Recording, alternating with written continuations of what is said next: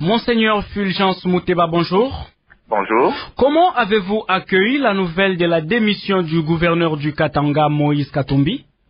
J'ai salué cette démission parce que c'est un acte de noblesse et un signe aussi de prise de conscience de la valeur d'un responsable politique.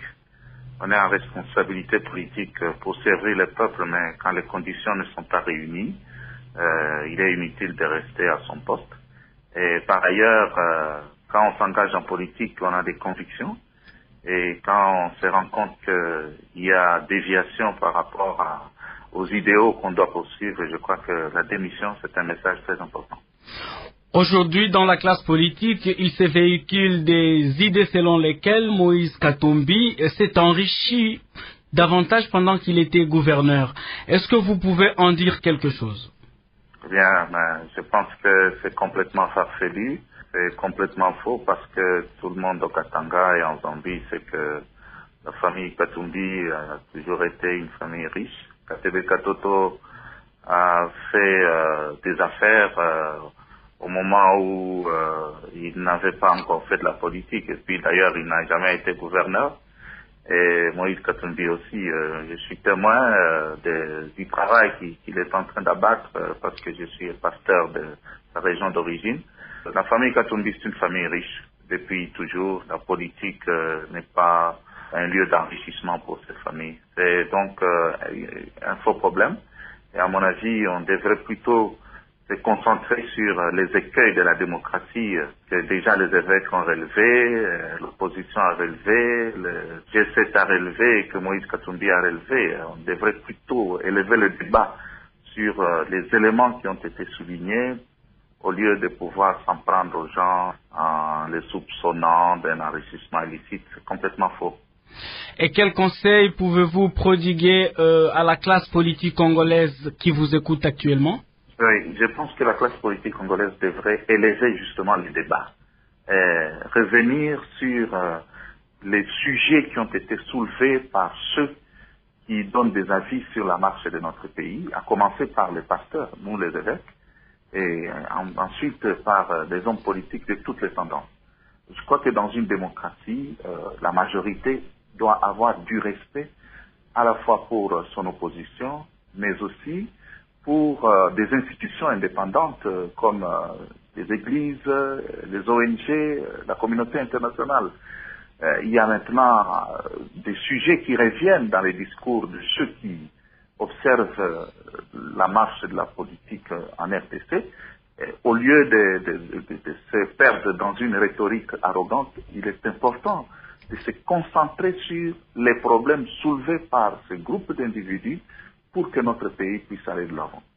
Vous venez de le souligner, il y a notamment l'Église, la société civile, l'opposition politique et aujourd'hui les G7 et M. Moïse Katumbi qui parlent d'un même langage. Qu'est-ce que vous craignez concrètement parce que le président de la République jusque-là ne s'est jamais prononcé pour un troisième mandat?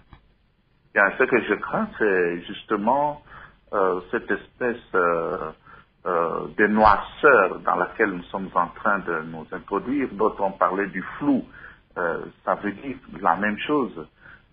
Il faut qu'on revienne aux fondamentaux de la démocratie, comme je l'entends dans un discours qui passe à la télévision, et notamment au respect de la Constitution, et qu'on puisse arrêter des décisions arbitraires qui énervent la Constitution et qui risquent de nous faire revenir en arrière de quelques décennies. Ça rappelle vraiment un régime qu'on a oublié. Alors qu'on revienne à l'essentiel pour que notre pays puisse mériter aussi de figurer parmi les grands pays démocratiques, non seulement en Afrique, mais aussi au monde. Et comment avez-vous accueilli la nouvelle de la nomination des commissaires spéciaux? Tout ça, ce sont des dérives politiques qui sont en train de s'éloigner de l'idéal démocratique qu'on est en train de poursuivre. Moi, je crois que, de manière tout à fait simple, il est complètement farfelu qu'on puisse remplacer un élu du peuple par quelqu'un qu'on nomme. Tout simplement parce qu'un élu du peuple doit rendre compte à son peuple, tandis qu'une personne qu'on nomme doit rendre compte à la personne qu'il a nommée. Alors, je crois que nous ne sommes pas encore une république exceptionnelle pour commencer à multiplier des situations exceptionnelles.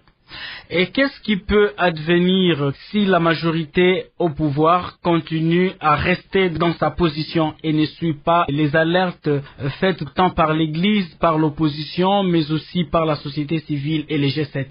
Je ne veux pas être un prophète de malheur, mais j'ai plutôt l'impression que ce sera ce qui advient à un régime qui s'entête et qui ne peut pas appliquer la loi fondamentale.